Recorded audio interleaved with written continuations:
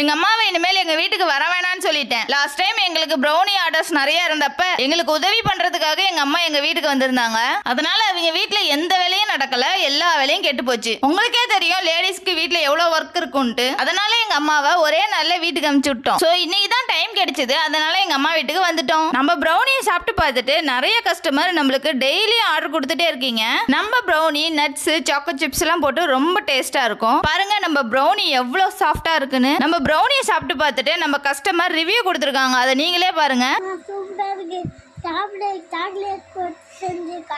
பிடிச்சிருக்கா?